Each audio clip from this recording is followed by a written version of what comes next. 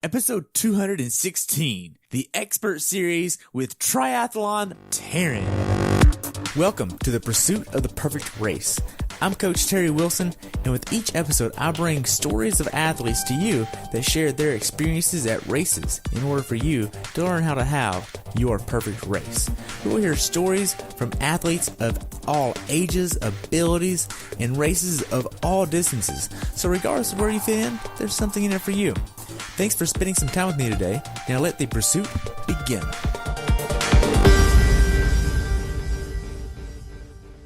Hey everybody, welcome back to the pursuit of the perfect race. Today is a little bit different. Instead of talking about a race, I'm actually talking with another podcaster from Canada, Triathlon Taren, who has his Triathlon Taren podcast.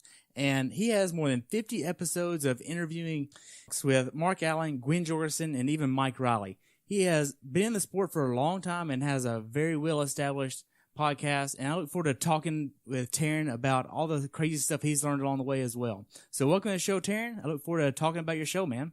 Yeah, definitely. Thanks for having me here, Terry. You're welcome. So what made you want to start the podcast that you have anyways?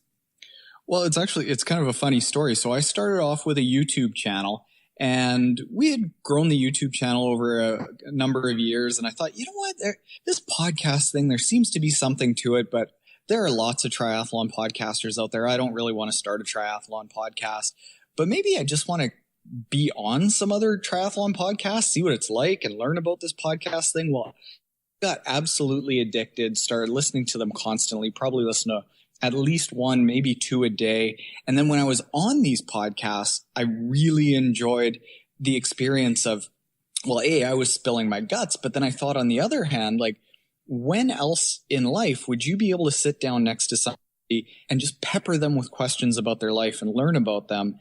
So I said, there are all these stories in triathlon, and our YouTube channel is so based around me. A podcast is a much better place to talk about other people, where I can learn about other people. So I said, I think we should start a podcast. And it was funny because I was like, we don't need to start a podcast. There are lots of podcasters out there. And then we kind of just started it to see what would happen. And it quickly became one of the things that we love doing the most. Wow. So you've had some pretty big names on there, but what are some things that you've learned along the way that really sticks out to you?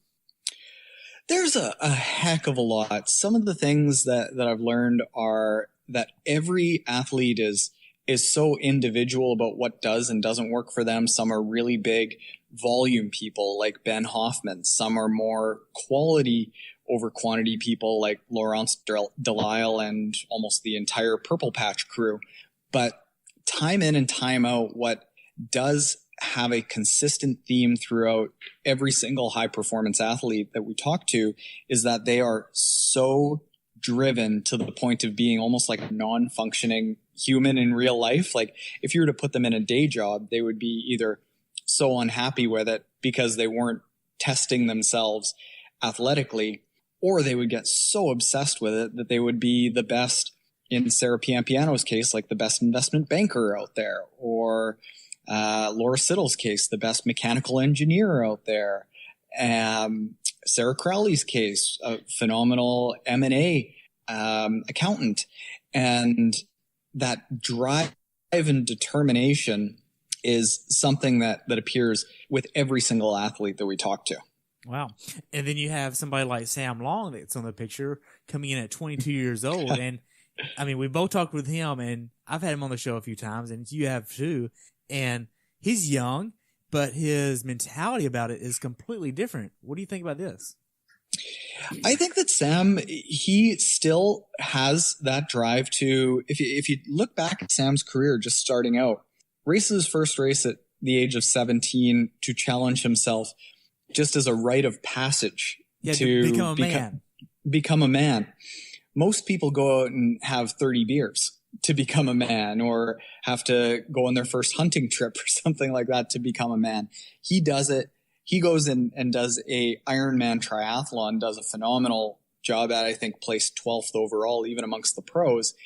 So just the concept of what they challenge themselves with is physical, it's painful, it's mentally taxing, and that's their version of fun and fulfillment. And while a lot of us age groupers are very much like that, I think that we stop at, let's say there's 10 steps of pain or determination. We might stop at number 6 or 7 and we're like, ooh, that's discomfort. But all of these pros just live for it, eat it up. Yeah. And you've also had some people on your show like Matt Stimmitz with the bike fitting. And what have you learned about the bike fitting process and even some of the other people about their bike fitting? I know Sam had some issues with his bike, but it was unforeseen at the Xterra. But what have you learned about the bikes and all that fun stuff? Funny thing about the bike fitting is I've gone through a couple of bike fits here locally, and it was very much the typical retool process where you have to have a physiological assessment of your flexibility and your range of motion.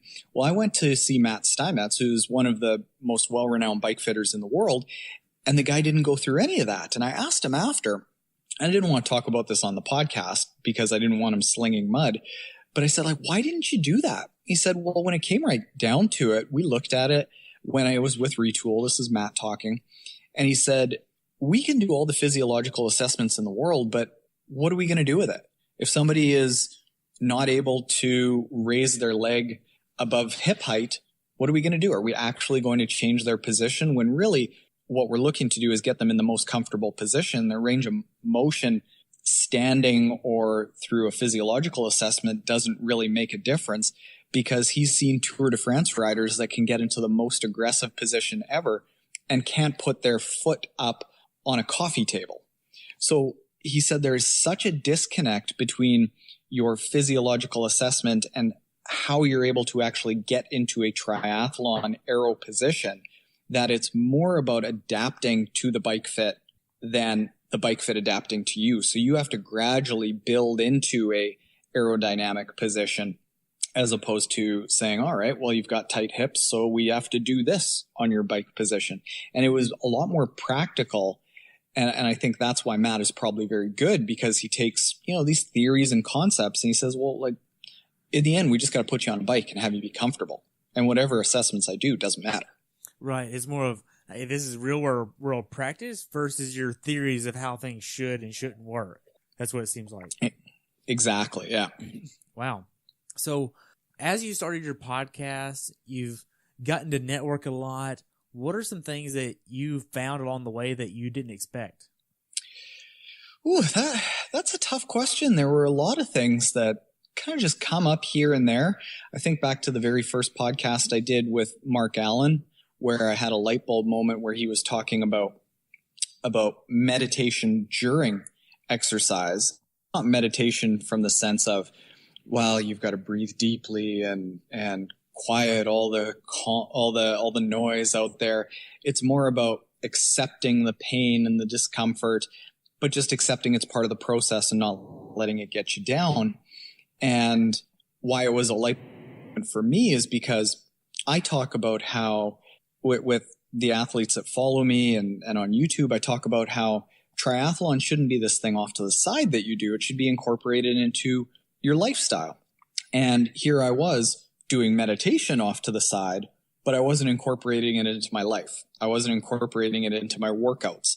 I wasn't taking that calmness and that ability to turn off the voices of, oh, this hurts, oh, this sucks, I'm not going to do well. I wasn't able to turn that off in my races because meditation was off to the side and it wasn't part of my lifestyle. So that was an epiphany moment. And then there are lots of tips that are things as simple as last week we talked to a strength and conditioning coach who plays a big role in his athletes' mental preparation. His name is Sly Walters.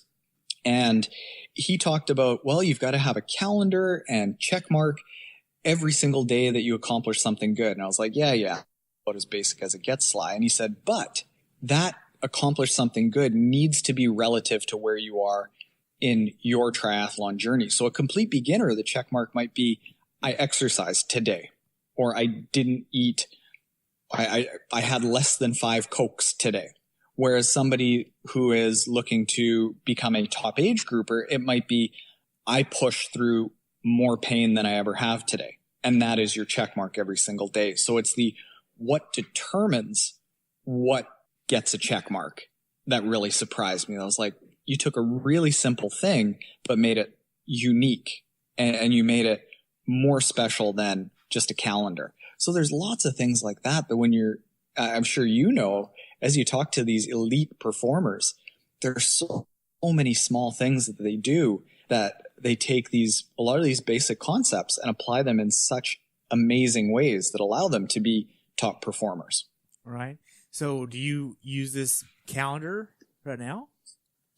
That podcast was about 5 days ago, but what I'm starting to do just as a mental test is have some workouts that more or less scare me and set an intention for the workout and make that intention something that is quite challenging and have that as my goal, as opposed to just writing out a workout and saying, well, I just got to get through this.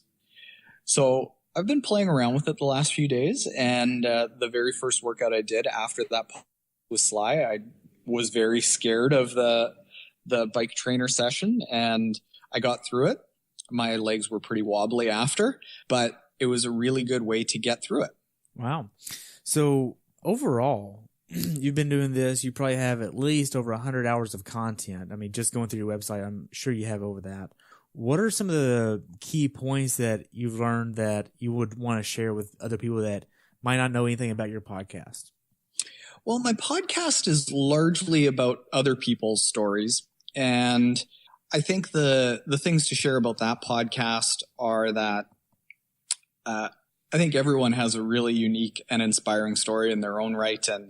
And triathlon is just a phenomenal sport that everyone should try, regardless of your weight or age or anything like that. It's completely life-changing, and you can't play hockey at a high level when you're 60 years old. You can't play football at a high level when you're 60 years old, or baseball or soccer, but you can be a triathlete at a pretty high level when you're 60, and experiences and travel opportunities.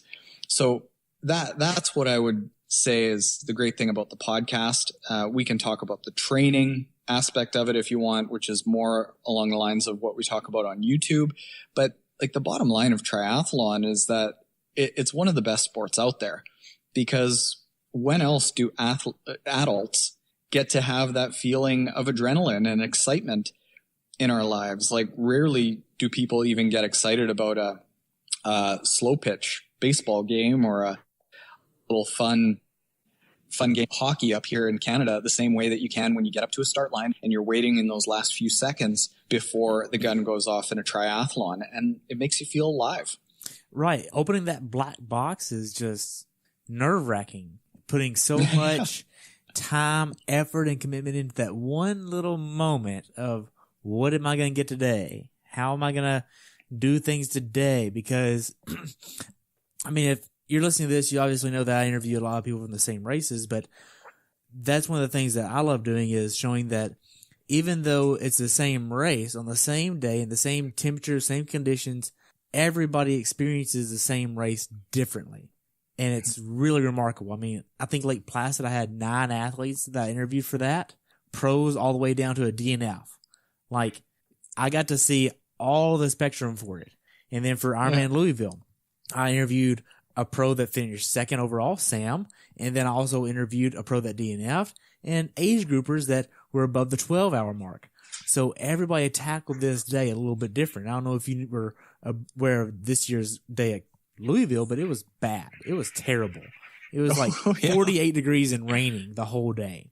Oh, yeah. It was just an awful day. Lisa Roberts was racing in dishwashing gloves. Yes. And that's the thing. Like, tips like the dishwashing gloves in rain and cold, people don't know about, but then they think of it after. They're like, yeah, dishwashing gloves. Cheap, number one.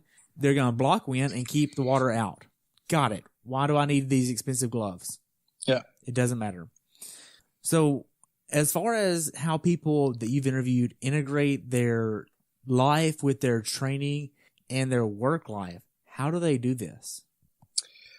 I think everyone does it differently. A lot of the people that I have interviewed have been either full-time pros, in which case it's quite easy because you're a full-time pro and your only part-time job is building up your presence on social media, or B, those athletes that are in that kind of that teeter-totter, like 1 foot in being a pro triathlete, 1 foot in being employee or having their own business, but having to work.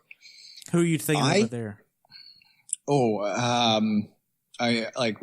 interviewed Renee Kiley, who comes to mind, she was a really successful business person and had to leave to pursue her dreams.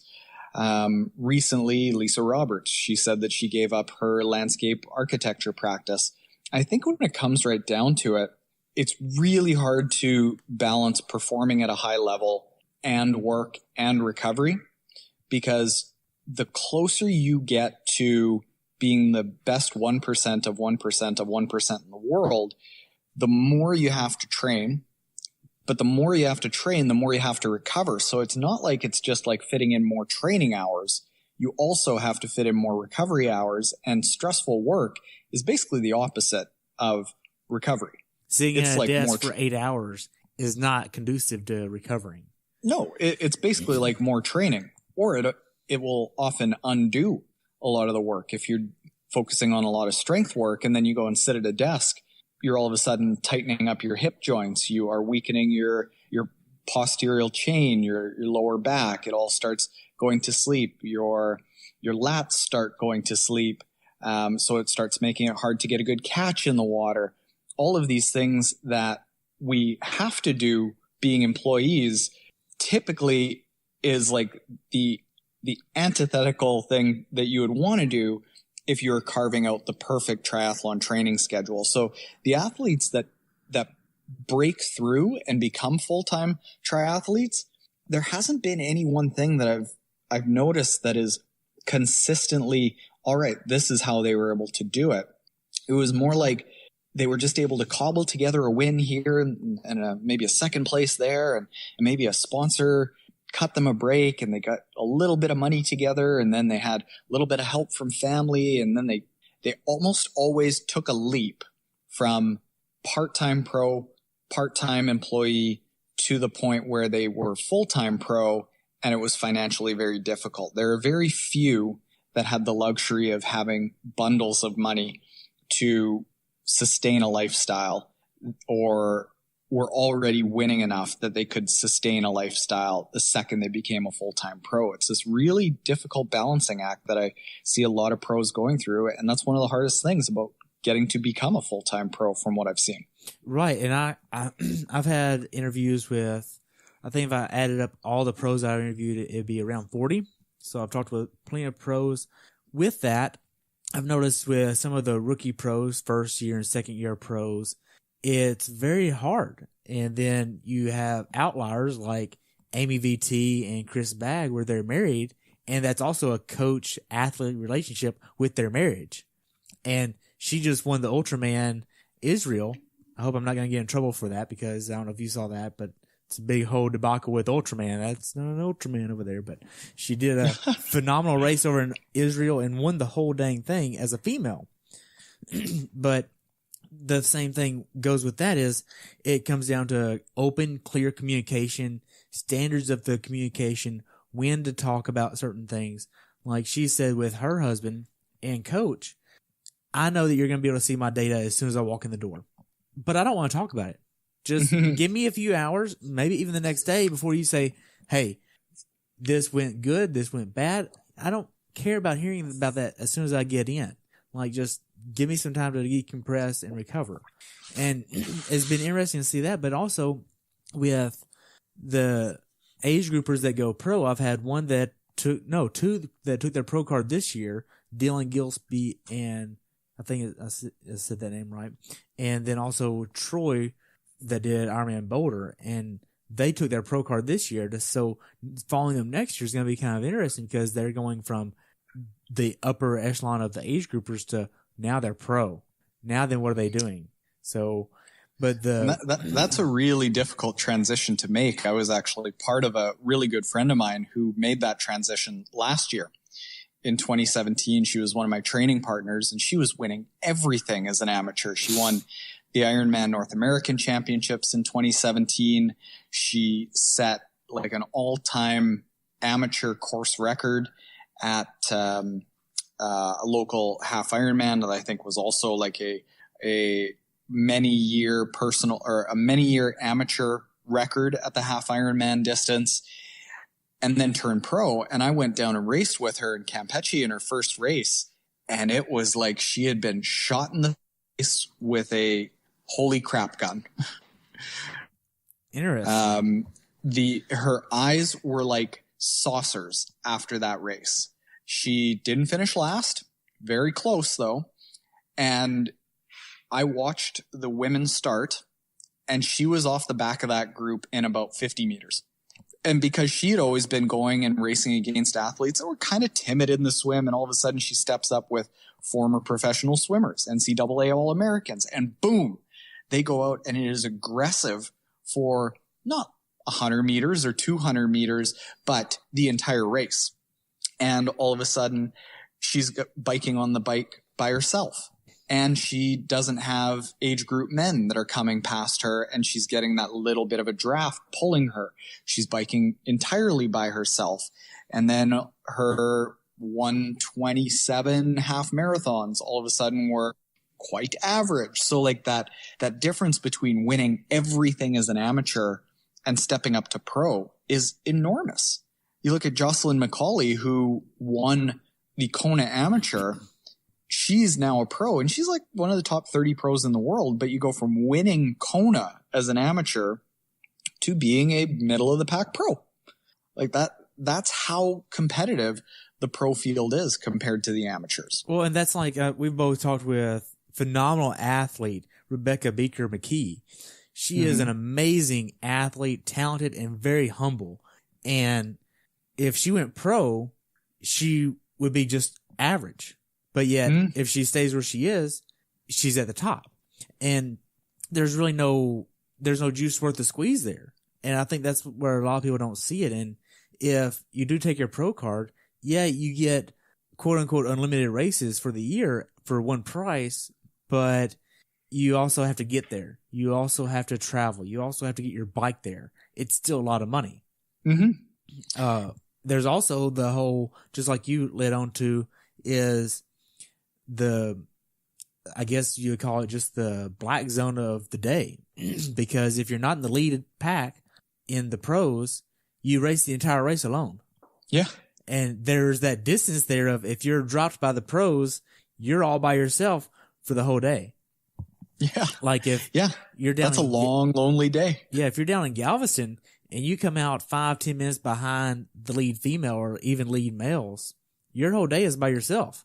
You're just far enough back. You're ahead of all the age groupers, but far enough back where you can't see anybody in front of you all day.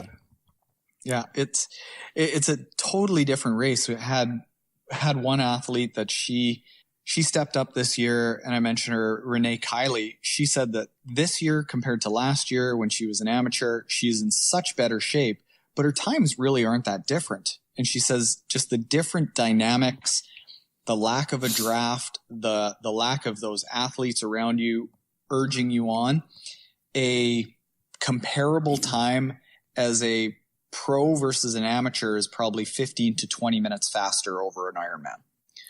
So if you are, or maybe I've got that the other way. Got my Canadian math tripping me up here. But let's say you do a 850 as a pro, that is probably, you have to be doing like an 830 as an amateur to do an 850 as a pro, because you've got all that supplemental dynamics of the race as an amateur that you don't get as a pro. Right. There's more strategy to it. When do you attack? When do you surge? All that fun stuff. Yeah. Like one of the first things that I realized is that with my podcast, that the smaller changes from just turning on your bike computer and going forward versus already having your bike on auto pause and going saves 5-6 seconds, which could cost you a position. Yeah. And that position would make or break the entire bike ride. Like, oh, yeah. it like the little things that you don't think of is just craziness. Oh, yeah. Yeah. It's such a fine line racing at those pro levels. And as we saw with Jan Frodeno, it's also a fine line between excellent performance and out of the sport. Like, yeah. They're in it. almost an entirely different sport than what us amateurs are in. See, and I also think there's the pros as a whole, and then there's the top 5% of pros that everybody really knows, and then there's the top 1% that everybody kind of knows for sure, and those are on a totally different level than the other 99%. Mm. Like, I feel like there's 3 separate categories of the pros. Do you feel that way? Oh, yeah. Yeah, exactly. That I relate it to, I like to work this in as many times as I can to let people know that I was a good athlete in something. So I was a professional curler, and we were ranked as high as 15th in the world. You laugh, but the guys that were the gold medalists, I was undefeated against them. The U.S. team, John Schuster, never lost to anyone on that team. So we were ranked 15th in the world at the highest level. But the difference between us and even just the 9th ranked team, we would probably lose about 7 out of 10 games against them. Change that to maybe the 4th through 1st ranked team, we would lose 9 out of 10 games. Even though it's just 15 spots, the difference is exponentially more difficult the higher up you get in a sport. And going from 15th to 9th was a huge leap, or 9th to 3rd in the world was a huge leap. And I see that exact same thing with triathlon. It's like you say, like they're in such different categories. So knowing that there's some young pros that even you've interviewed, who do you see being on the podiums in the next 10 years that nobody's going to really know about? I can't really have anyone that comes to mind, because even saying somebody next year, I'm not a big future kind of guy, like I have a 10-year plan or a 5-year plan. I more look at like what's pretty cool and fun to do today. So I don't often think about that. And it's also really hard to know how people are going to evolve and adjust. Like we say, the difference going from a 15th ranked athlete in the world to a 3rd is a massive step. And to know who is going to be able to do that is going to be really, really hard, because it's an entirely, like, at that point you start getting into, can they physiologically continue to evolve? And I think about, say, Tyler Mislawchuk, who's an ITU athlete, and he came from his house was, I think it's about 15 kilometers, like 9 miles away from us here. And I remember when he stepped up to the ITU distance, a lot of us were saying like, he's not going to make it. He's just not fast enough. But physiologically, he just kept getting faster. And you can't predict that, because even the sports scientist that he worked with, who is a good friend of ours that we all worked with, he was like, he's maybe got a shot. And here he is placing 4th in Yokohama. So that's tough to predict. I think it's easier to predict who can go from like maybe that 5th spot to potentially contending for the title in Kona, like an Annie Haug, Sarah True. I think that's a lot easier because they're already that top 1%. And to see if they can eke out that last little bit, that's a little bit easier. But going from like 20th or 30th in the world to top 5, pretty tough. Wow. So with Kona just airing this past weekend, what did you think of the Kona video that they put together? Oh, I thought ours was way better. So the last 2 years, I say that jokingly. The last 2 years we've gone to Kona, and we made a point of getting out good quality. I think this year was about 13-minute coverage of the entire race that we shot and produced ourselves the very next day, so that people didn't have to wait 6 weeks for NBC. And if I'm being perfectly honest, this might ruffle a lot of feathers. This year was, of all years, probably the least exciting. From a videographer's standpoint, they had different camera settings, different color balances.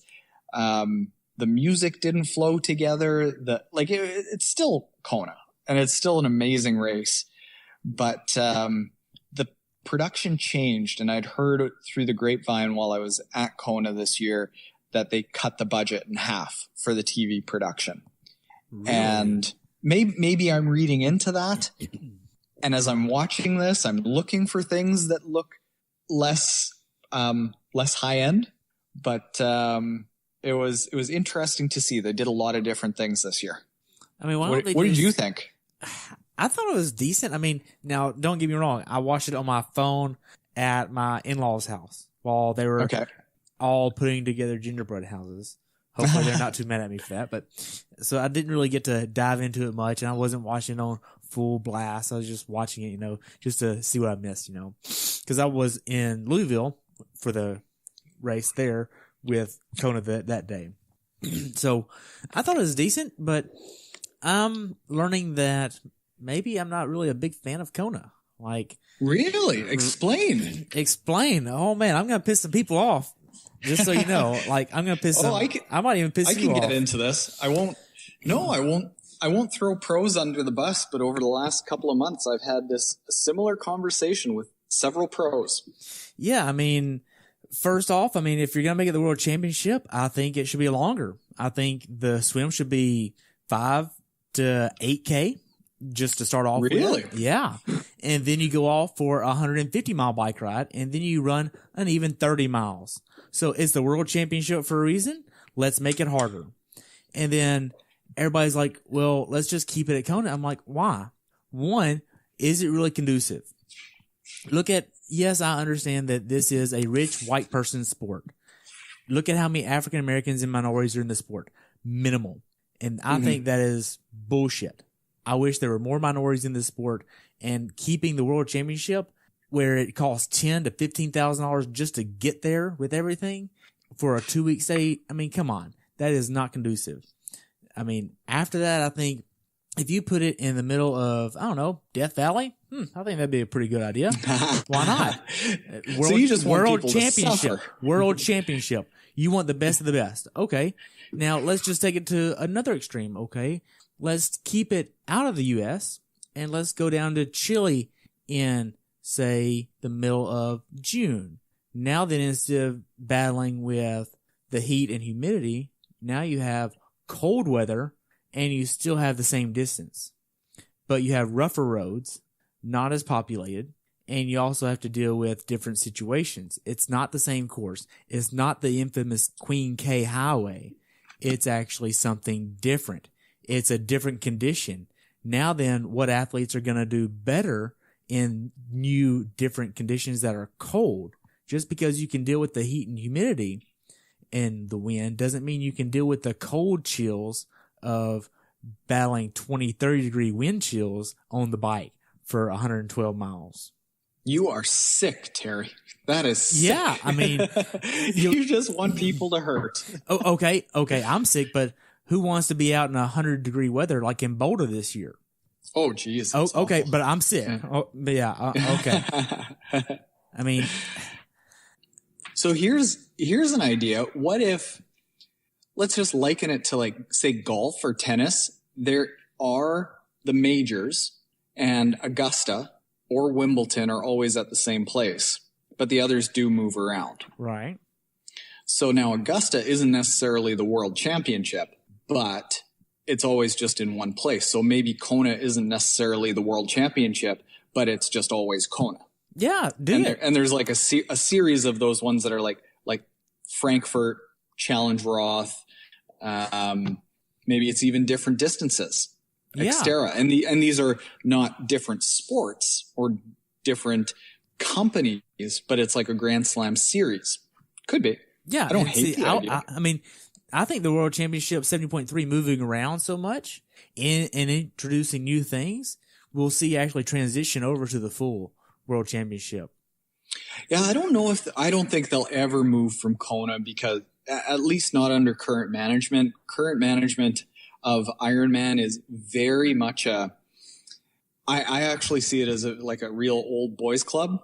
Oh, for sure. And it's more of a money grab than anything else, because I'm pretty sure they make over $1 million just on gear alone during Kona. I think that'd be just a fair assessment. Maybe even closer to 2 or 3. But I think $1 million alone just in gear is pretty fair. But knowing that it's for the money, I think they're not going to do anything about it. And they're going to keep it there. But whenever athletes say, it's time for something longer. Because I think at some point they're going to have so many Ironman competitors out there saying, I've done 20, 30, 40 Ironman. I don't really care about going to Kona, but I want something new. They're really going to do one of two things. They're going to go outside the sport and find something new, or leave sports altogether.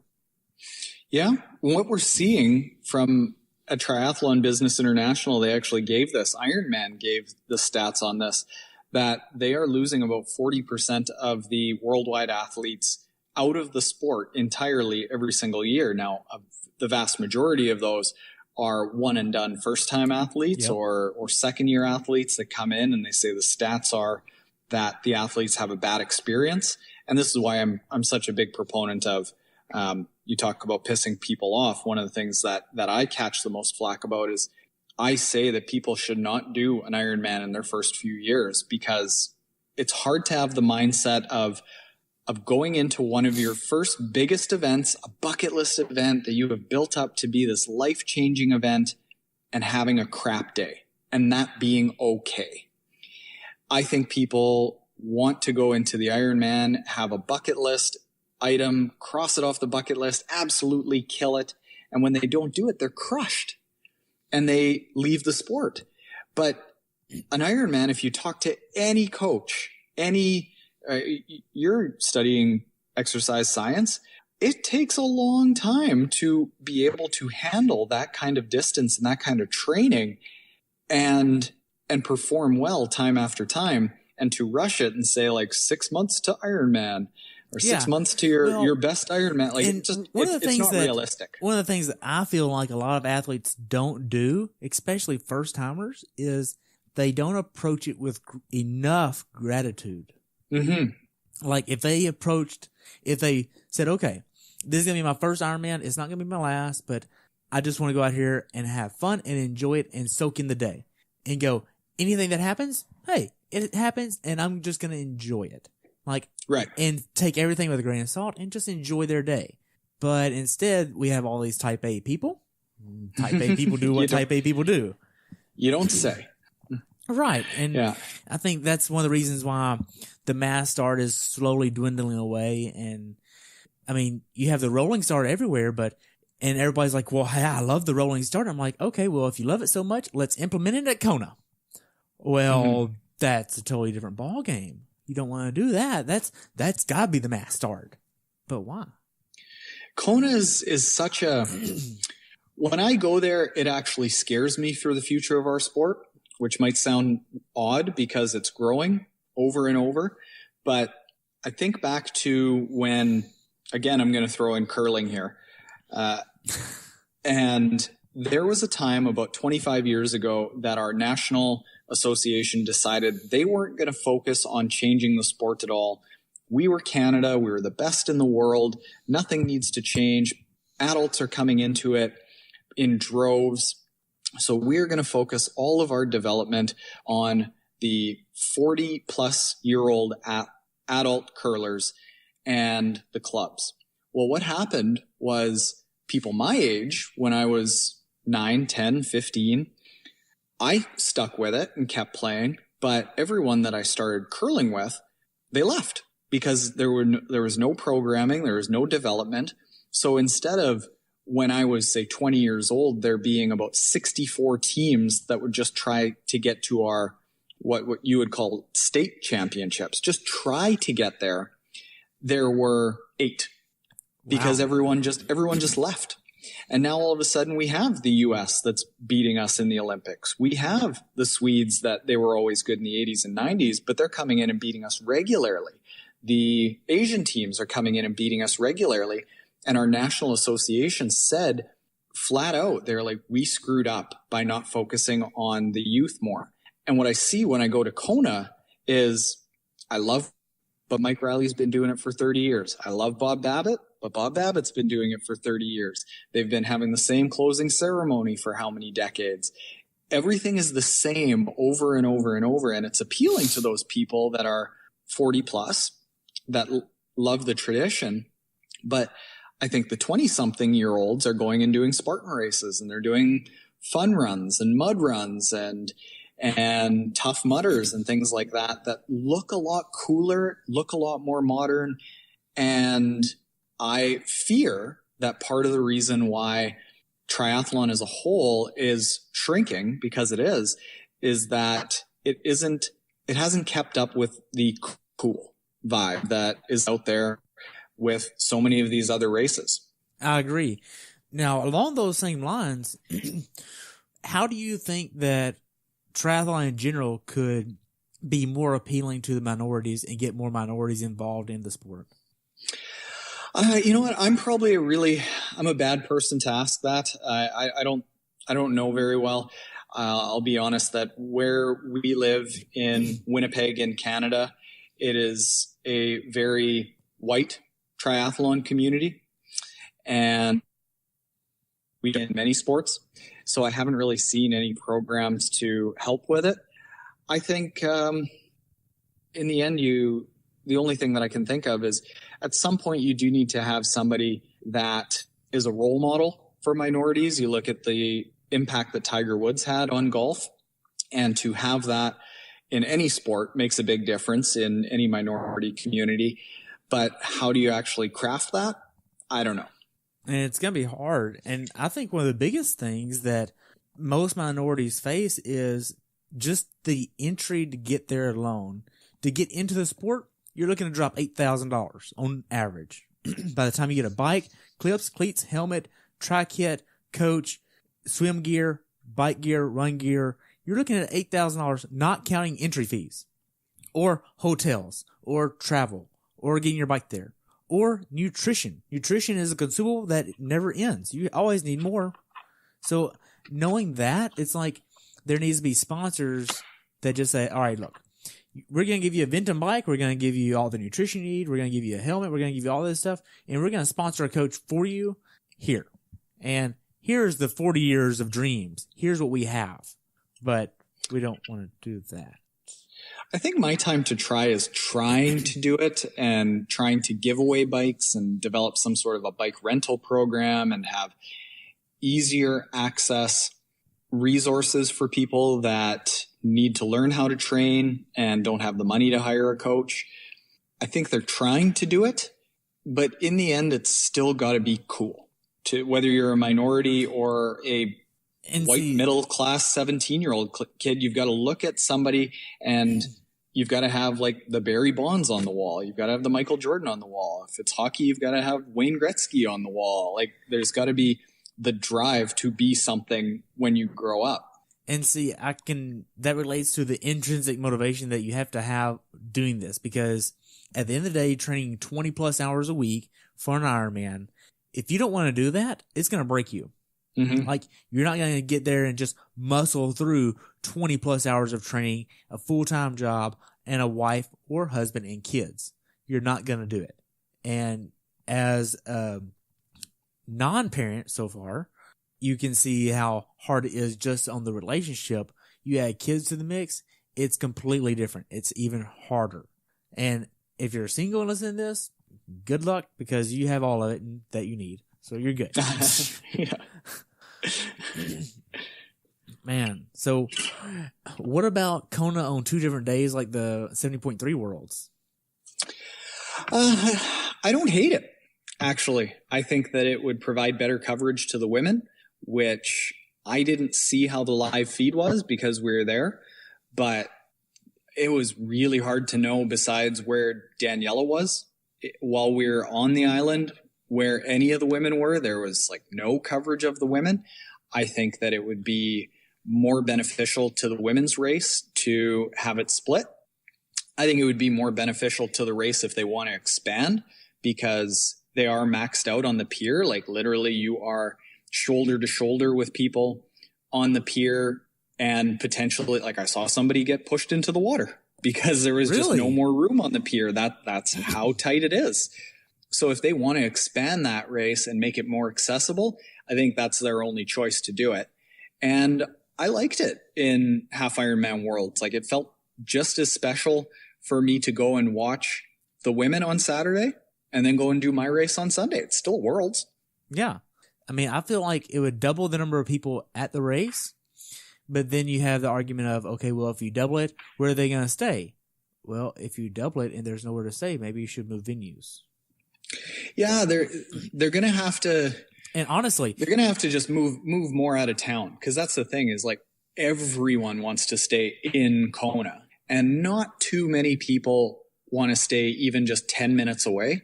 But if you look just 10 minutes away, it's still quite yeah, it's still quite nice. We're looking at going there potentially for a month next year, and we're deciding, like, do we stay in town or do we actually go up the mountain a little bit where weather's a little bit nicer? We can bring our dogs. They've got room to go and hang outside. We went and saw Cam Worf there, and he was in literally a mansion. And he was like, yeah, basically I paid the same as what I would in town. Yeah. And that's the thing. A lot of people want to stay with all the excitement, but if you're really there to race, the excitement that you feel is too much. And just like you mentioned in one of your episodes, the stress, the cortisol, all that stress is stress on the body. Mm-hmm. So you don't want all that to get into your body before the race. You want to save that to race day. Oh, yeah. If you're racing Kona, stay out of the town. Like, I mean, if you're racing Kona and you want to do well, stay out of the town. Stay off your feet. Stay in the shade. It sucks the life out of you just to be outside and to be in the town where there's all these people and blacktop and you're exposed in the sun. It's hard on you and it's busy. But if you want to experience Kona and go into it the same way, I would recommend somebody going and doing their first Ironman as, let's just experience it and have fun. You can go into town and do it, but at the same token, don't expect to be able to do that and perform super well. It's kind of one or the other. Yeah, and you need to know which one's better. Yeah, A-type personalities, however, have a tough time with that. Right. And just a little bit more talk about Kona. The pier at Kona is quote unquote maxed out.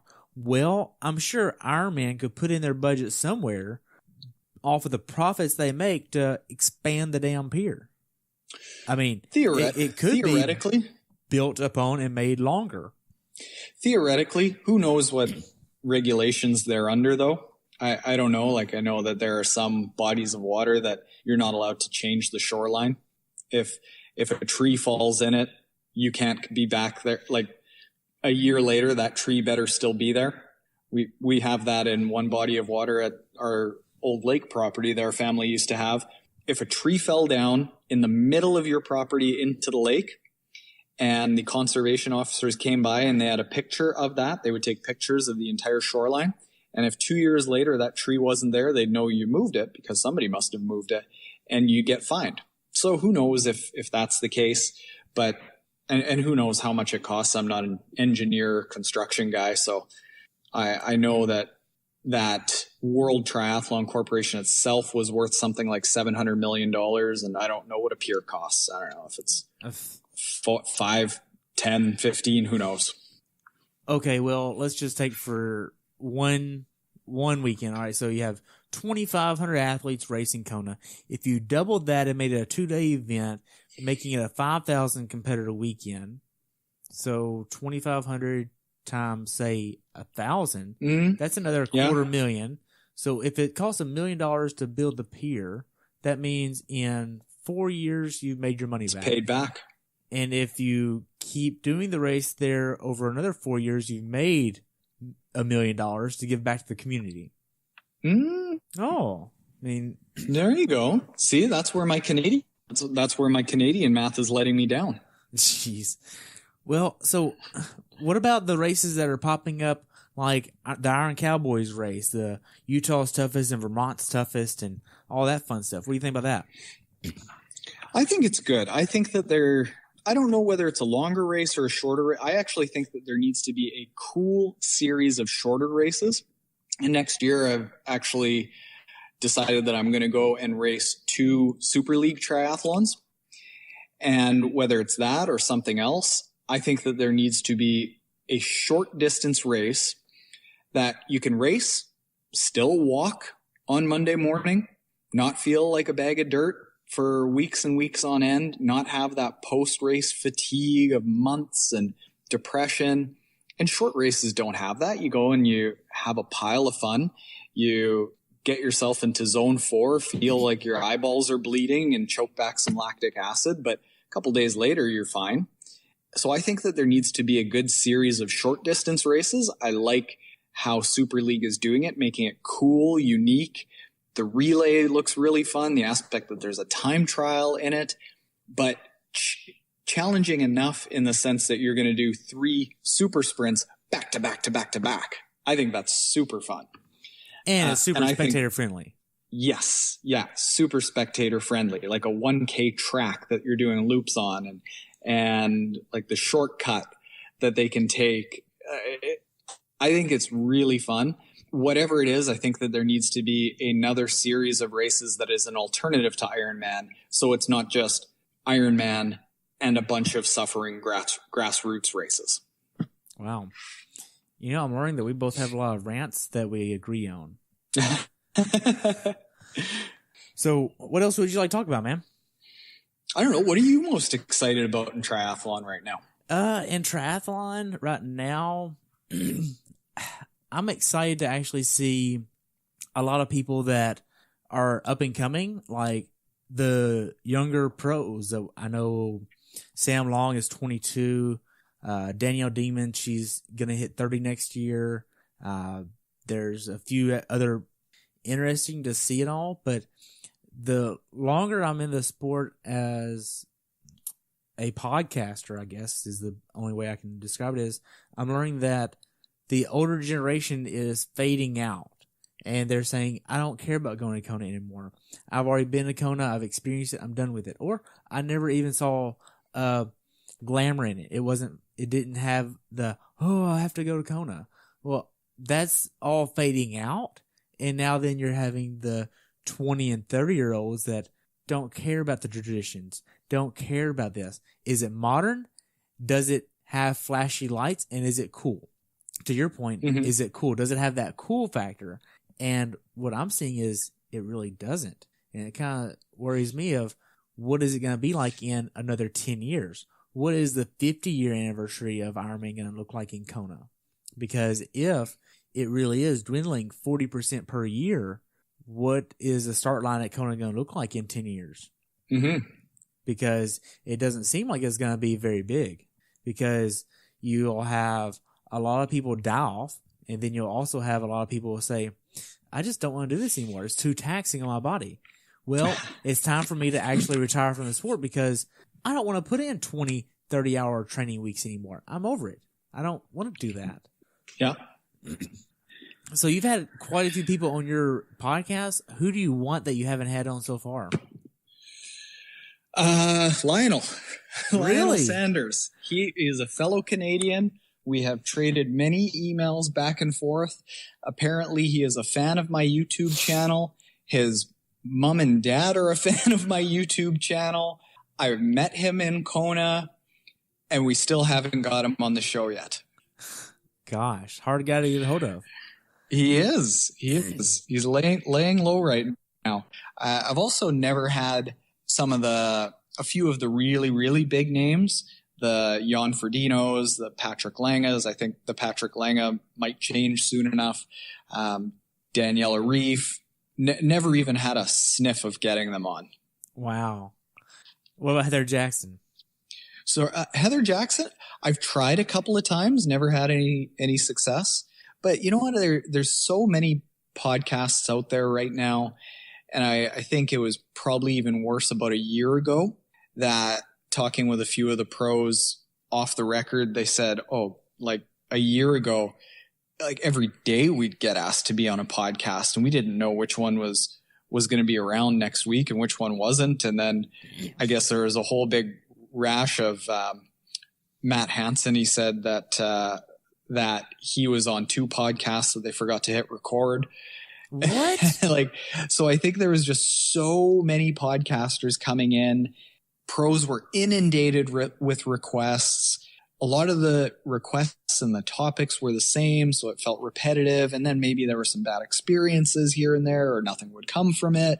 And I think there needs to be a cull of a lot of podcasters out there for pros to be more willing to spend their time. And I think rightfully so, because it's got to be stressful for a lot of them to take an hour of their day and spend that amount of time talking about often the same things, And or things that might be stressful for them, or they might not be outgoing, and that's stressful for them.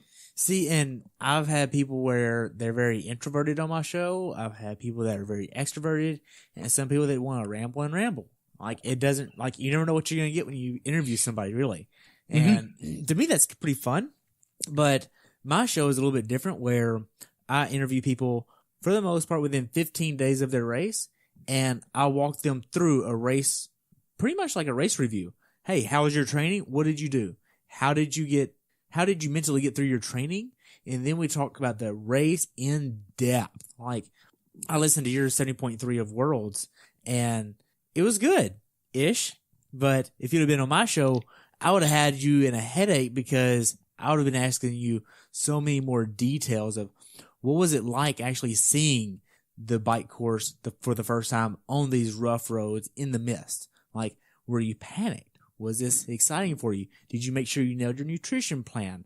How was the people around you? Did you have enough time at the aid stations? Did you worry about the aid stations because of the water in a different country? What did you think of this? Like, all the smaller things a lot of people don't think about, I ask. And it's fun, because even though two people from the same race might have raced the same race, it's a different experience. And I mean, there's been, I think, 7 or 8 times where I've gotten emotional just from their story. I mean, those are the best. Like, oh my gosh, like Rachel McBride for Frankfurt, man, I couldn't make it through that one. That was awesome. Like, that one comes to mind so quick, because that's one of my favorite episodes, and that was just so powerful of a episode. Yeah. She's such an interesting athlete, and to hear, like, we're both Tower 26 athletes, and to see the progress that she has made, like, she is so incredibly talented, and to get that much better at swimming within a couple of years, it just shows, like, the phenomenal talent of these elite athletes, that their bodies can absorb these different techniques and these training volumes and everything. And like, their body awareness is so far beyond what us amateurs are capable of. Wow. So to transition a little bit, what do you want to know about my show? I mean, I have 200 plus interviews under the belt right now. Going into next year, what is something that you would actually like to know? Who's going to beat Daniela Reef? I got nothing. I don't know who that is. you got nothing. Yeah, I don't know who's going to be on the podium next year. I mean, I was full team Charles this year. Gotta be honest. I was pulling for Lucy. Oh yeah, she's so nice. Did you think that she was going to be able to beat Daniela? I saw Daniela have something wrong in the swim, and I was like, so you're saying there's a chance? Exactly. So you're saying there's a chance?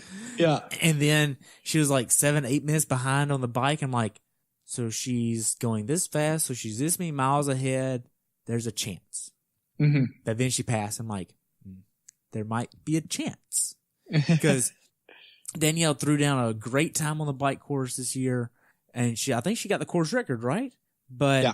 I was like, that can't be favorable if she's going to have a solid run. So maybe Lucy held back a little bit so that way she'd overpower her on the run. I mean, there was this whole dynamic in my mind of, okay, how's this going to pan out? Yeah.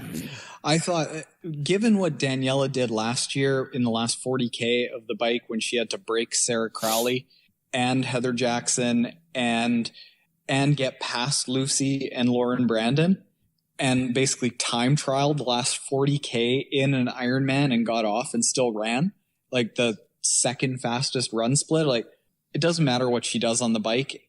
She's not going to be tired. She's going to come into that run. She's still going to be fresh. Because if there was a time that she could have blown up, it was last year, like 2017 in Kona. And it didn't happen. So what is the world championship for the women right now? What's the time? It was whatever Daniela did. I think I want to say 8:36. So that was 8:20. So yeah, so that was the time this year. When do you think we'll see that get within the same percentage as the marathon for the world records? Same percentage as the marathon. I'm not sure what you mean. So the women's marathon hasn't been chipped down in years. Oh, okay. But yet we keep seeing this get closer and closer to the men of that 7:56 time. I think Okay. it's 7:56. So when are we going to see that get in about the same window there? I don't know. This year skews everything because the weather was so favorable in Kona. It was like once in a generation kind of weather that the times actually, even though they're quite a bit faster, the races aren't necessarily indicative of a much better performance. If you start taking out a lot of the weather factors and normalizing out some of, say, Patrick Lange's race, with some calculations that I did, he was basically within like 30 seconds of the same performance as he did in 2017. Daniela was quite a bit faster, but to look at these times and say, well, everyone's just getting faster, is ignoring how favorable the winds were. Like, to not have crosswinds in the ride back from Hawi is bizarre. And you would have had Cam Wurf get off the bike 12 minutes ahead of Patrick instead of, I think it was 5 or 6. You wouldn't have had these sub 8 hour performances. You wouldn't have had record breaking times in the amateur men's, the pro women, the pro men's. I think there were 7 other amateur all-time records laid down in age groups. Like that's all largely because of the weather. So it's hard to say like what kind of trend it's on. So what do you think about the whole new qualifying standard for pros to get to Kona? To be determined. I don't know. There was a whole big uproar about it. Same sort of thing this time last year. And it really ended up being the same athletes in the end. I think that one of the unfortunate things about Ironman, and this is Ironman just protecting Ironman, is they force athletes to race a lot, burn themselves out, which then proliferates the same people that are dominant just being dominant again in Kona, because they go and they win a race in January or February, and then they can coast a little bit until October comes around.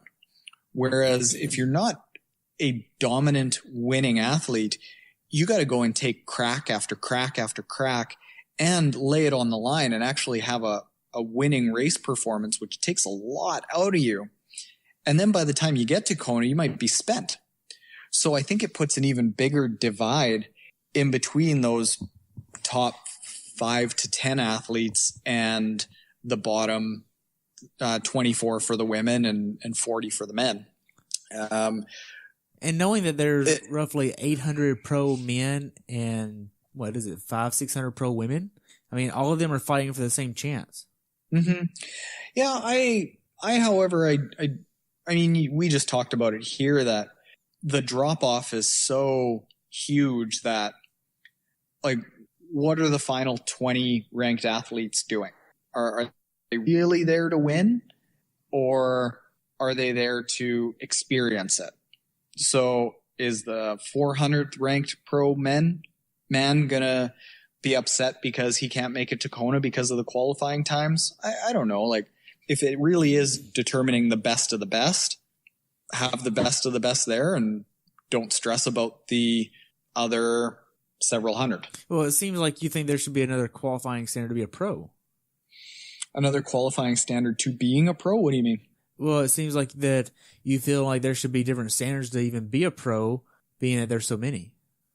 No, not necessarily. If you want to race the pro ranks, go for it. But it's more like, I'm not stressed about making sure that everyone has a shot at getting to Kona. It's more like that from the pro standpoint.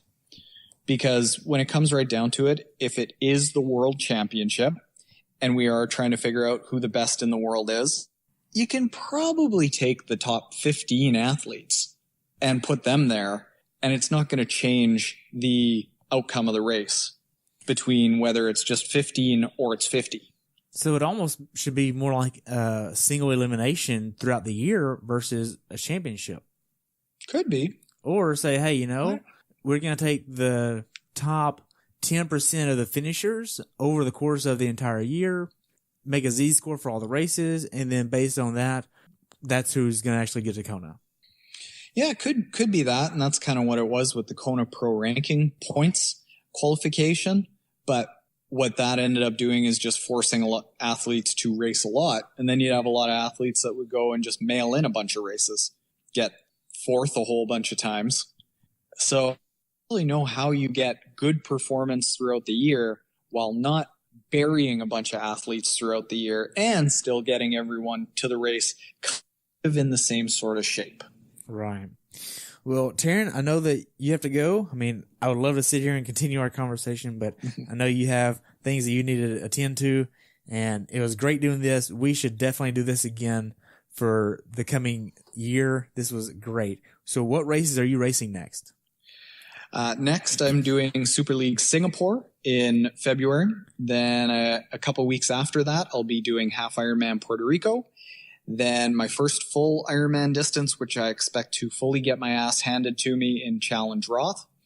And then Super League Penticton. And then hopefully at Puerto Rico, I would have qualified for Half Ironman Worlds in Nice, but that is a tough race to qualify for. A lot of people are accepting their spots. So hopefully I can toe the line at Half Ironman Nice, but we'll see. Wow. Well, I'll have to have you on my podcast just to do one of my episodes and talk about one of your races. So which one do you want to do first and second? Oh, let's do Challenge Roth. That'll be an interesting one because I don't know how the race is going to turn out. All right. Well, I'm going to have to look for some people from Puerto Rico as well, and I've never done a Super League interview, so that would be kind of interesting. I want to dive more into the Super League because it's a little bit different and not a lot of people know about it. Yeah, let's do that. That's part of the reason why I'm going is they want more awareness to it, and frankly, I need to be more aware of it too. Nice. Well, so how can people follow you? I know you have a lot of different venues where people can follow you. Yeah, whether it's YouTube is our primary platform, and it's just Triathlon Taren there. We put out a YouTube video every single day, and it's always about triathlon, whether it's a race or some pro coverage or some training tips, or sometimes it's just struggles that I might be going through as a age group triathlete. We've also got Triathlon Taren podcast, and on Instagram and Instagram Zwift, Twitter, Facebook, wherever it is, it's all Triathlon Taren, and that's spelled Taren. Nice. And you also have some sponsors for your podcast. What are they? Well, we've got a few. We've got Four Sigmatic with the mushroom coffee. That's our number one sponsor that has been with us the longest. We have Solastar with their carbon insoles. They don't sponsor the podcast, but I have to give a shout out to Scody. They sponsor my gear. Ventum for the bikes. I'm definitely going to miss out on people. SP2 Life. If you are into healthy eating and you like getting greens, research frozen spirulina from SP2 Life. It was something that they contacted me and I was like, this is a total sham. And they sent it out and I was completely sold on it. They support us and who else? Rapid Reboot. I'm looking around my pain cave right now. Rapid Reboot with the recovery boots. They support SOS electrolyte powder. We've got a couple. We're lucky to be able to try. New Wave Swim Buoy. Yeah. Oh, there's all kinds of, yeah. Lots of supportive companies out there that allow us to, I'm trying to prove my mother wrong and play for a living. Awesome. Well, Taren, it's been great, and I look forward to following you, man. Yeah, thanks for having me. This was a fun chat. I enjoyed ranting with you, Terry. Awesome. Have a good day, okay? You too. Thanks for tuning in today. I hope you were able to learn something from today's episode. If you enjoyed the show, please take a minute to leave a review on iTunes or share it with a friend. Be sure to subscribe so you never miss an episode. If you'd like to see pictures from this athlete's race, learn more about who I am, what I'm doing, or be on the show yourself to share your story, check out my website at CoachTerryWilson.com. Until next time, continue the pursuit.